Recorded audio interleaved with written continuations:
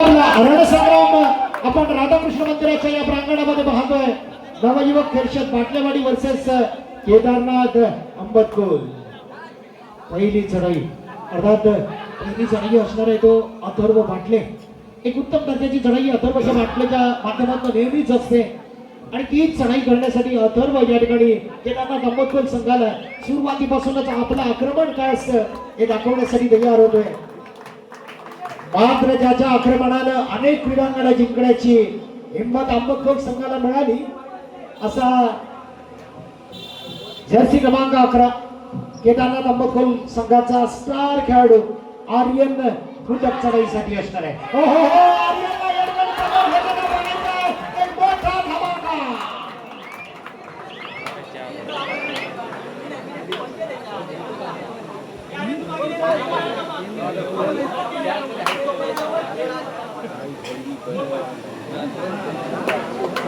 मोठी चढाई 4 गुणांची मजबूत चढाई आणि निश्चितच या ठिकाणी धमाका करून दाखवला. 0-5 अशी सुरुवात करून दाखवली केदारनाथ अंबतकोल संघाच्या. 0-4 अशी सुरुवात करून दाखवली केदारनाथ अंबतकोल संघाच्या आर्यन फुटकनं. आचल बाटले जशास तसं चोख प्रत्युत्तर बोनस संपादन केला जातोय.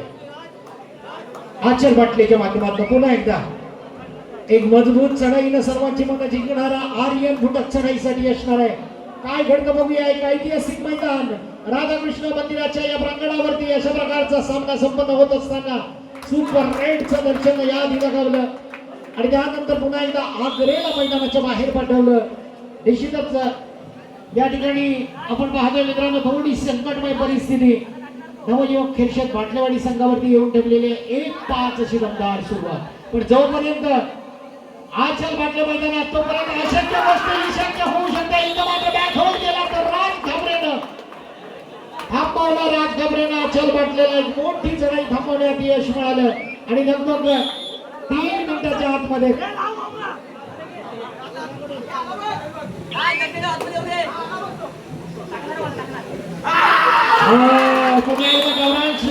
यांच्याकडून आर्यनच्या उत्तम खेळीसाठी 100 रुपयाचं बाखारदार बक्षीस अथर्वला पुन्हा एकदा दाखल होतोय. 1-10 एक मोठं अंतर तयार केलं जातंय. 10 मिनिटाच्या सत्रामध्ये आपण पाहतोय 9 गुणांचं लीड. काय सामना केला मित्रांनो या ठिकाणी आर्यननं कमाल करून दाखवली. पहिल्याच चढाईमधून 4 गुणांची जबरदस्त कमाई. याच्यामुळेच अंबतकोल एक्सप्रेस ज्याला संबोधलं जातं असा जर्सी क्रमांक आर्यन. पण अजूनही खेळामध्ये बरंच काही बाकी आहे मित्रांनो. कारण या ठिकाणी नवयुवक खेळशत बाटलेवाडी संघ केव्हाही कमबॅक करू शकतो आणि आजच्या या घरेलू मैदानावर खास करून आचल बाटलेला ती संधी आहे. निश्चित संधीचं सोनं करण्याची तयारी करण्यासाठी पुन्हा एकदा आचल बाटले खोलवर जायचं अव्वल दर्जाचं गुण घेऊन यायचं इतकी क्षमता राखणारा हा खेळाडू आहे. एक लढवय्या खेळाडू म्हणून पाहिलं जातं. आता मात्र राज घाबरेची चूक. इथं मात्र चुकीला माफी नसणार आहे कारण या आधीचा बॅकहोल्ड आपण राज घाबरेचा पाहिला पण या वेळेला मात्र आचलनं कमाल करून दाखवली. एक सुंदर स्वतःचा एस्केप करून दाखवला आणि 1 गुणाची पुन्हा एकदा महत्वपूर्ण कमाई आपल्या नवयुवक खेळशत बाटलेवाडी संघासाठी करून दिली. इथून पुन्हा एकदा जर्सी क्रमांक 11ला उत्तम दर्जाचा खेळ करायचा आहे. निश्चितच खेळ करण्यासाठी तयार होतोय पण ज्यांचा उत्तम डिफेन्स आपण नेहमीच ज्या डिफेन्सची चर्चा असते ज्या क्षेत्ररक्षणाबद्दल निश्चितच चर्चा केली जाते असा डिफेन्स नवयुवक खेळशत बाटले अथर्व लढवय्या खेळाडू म्हणून अथर्वकडे नेहमीच पाहिलं जातं आणि तोच अथर्व रेड व्हॅली करून आपल्या मैदानामध्ये दाखल होताना इथं मात्र तेजस वक्ते दर्शन घेण्यासाठी या चढाईमधून गुण घेणं बंधनकारक असताना जर्सी क्रमांक 6ला आपलं अस्तित्व दाखवायचंय. निश्चितच उत्तम डिफेन्स घेण्या बांधतो का पाहायचंय. काय करतं बघूया. इथं ललितचं चॅलेंज असणार आहे. वेदांत आणि आर्यनचं चॅलेंज असणार आहे. बघूया हे चॅलेंज स्वीकारतो का तेजस वक्ते.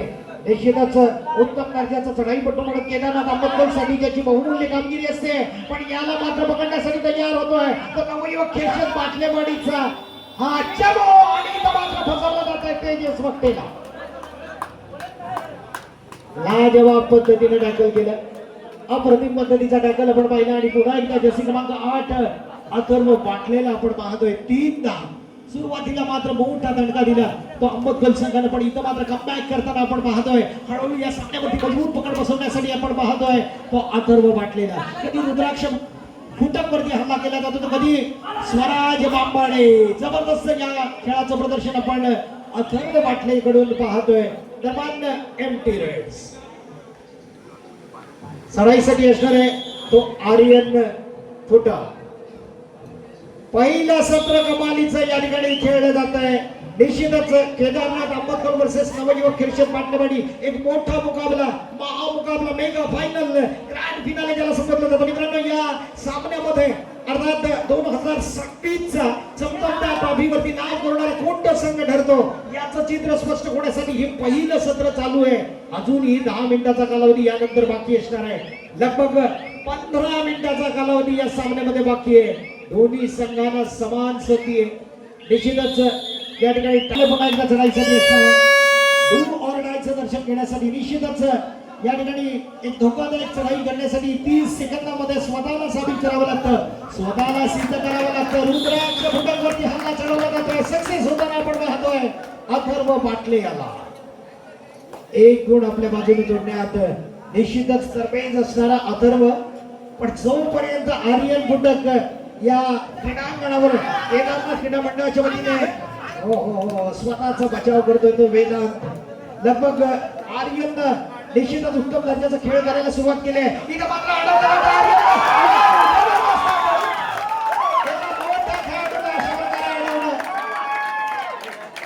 याच्यासाठी साखळीनं ब्लॉक करणं आचलनं दाखवून दिलं. आपण या मैदानावरचा एक बादशाह खेळाडू आहे. उत्तम दर्जाचा खेळ आचल आणि त्याचा मध्यरक्षक म्हणून कामगिरी करणार आलेली.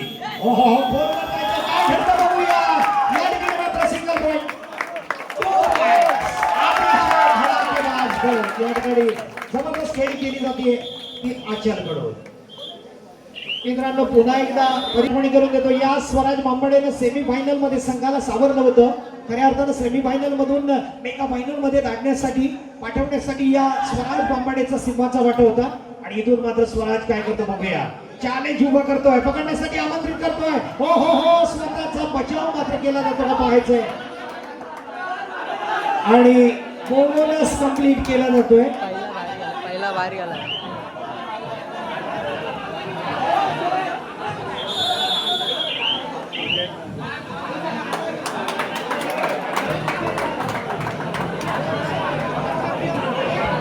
Bonus with point.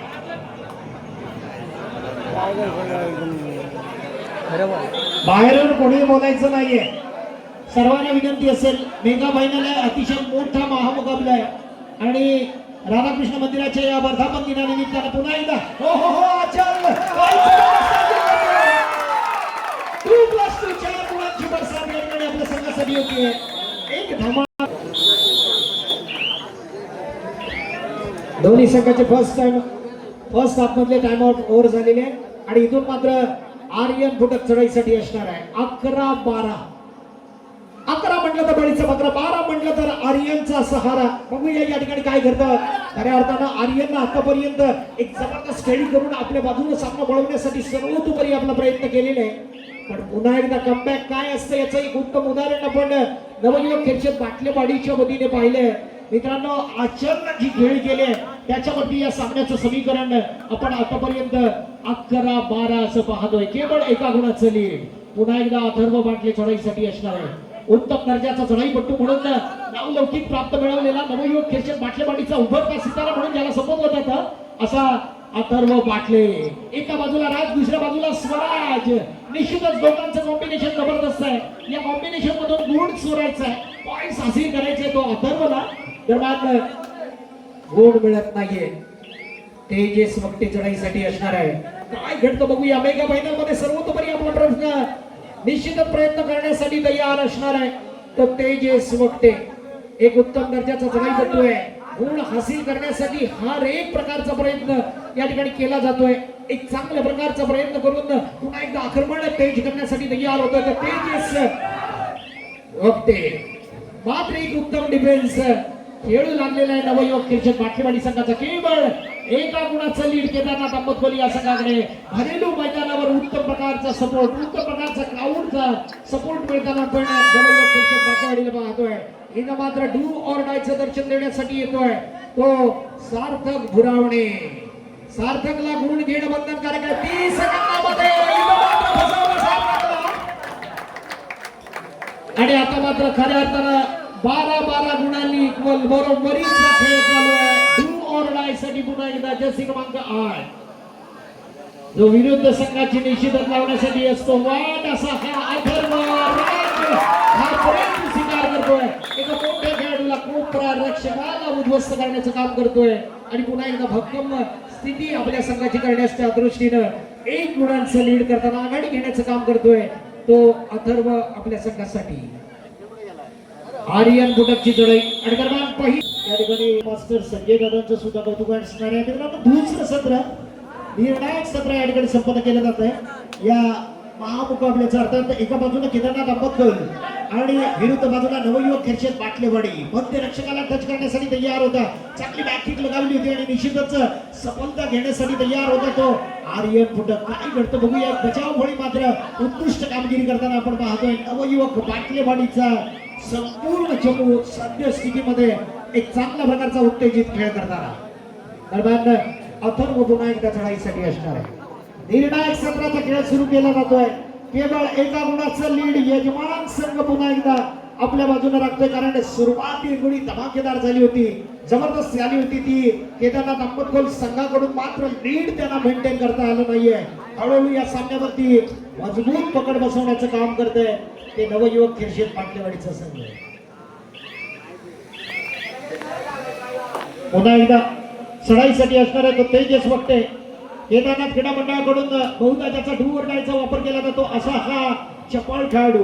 काय घडतं बघूया. आक्रमण वाढवलं जातंय अथर्वच्या बाजूनं पण इथं मात्र तयार असणारे संपूर्ण चमू. कारण मध्यरक्षकासाठी चपळ असणारा ललित आणि आचलला आपण पाहतोय. कोपरा रक्षक या ठिकाणी आर्यन आणि वेदांत आणि विरुद्ध कोपऱ्यावरती बरोबर या ठिकाणी लक्ष केंद्रित करण्यासाठी असणार आहे तो निश्चितच अल्पेश आणि अथर्व. दरम्यान पुन्हा एकदा आचल बाटले चढाईसाठी असणार आहे. 1 गुणाचं लीड आहे. अजूनही मित्रांनो या ठिकाणी हाय व्होल्टेजचा ड्रामा संपन्न केला जातोय. कारण कोण जिंकणार याचं चित्र स्पष्ट होण्यासाठी खूप मोठा कालावधी शिल्लक आहे आणि अशा परिस्थितीमध्ये ट्रू ऑर डायचं दर्शन देण्यासाठी जर्सी क्रमांक 11 स्वतःला सिद्ध करण्यासाठी जो नेहमीच तयार असतो तो आर्यन बुटक. काय करतो बघूया. एक घातक चढाई ज्या चढाईमधून गुण घेणं बंधनकारक असणार आहे.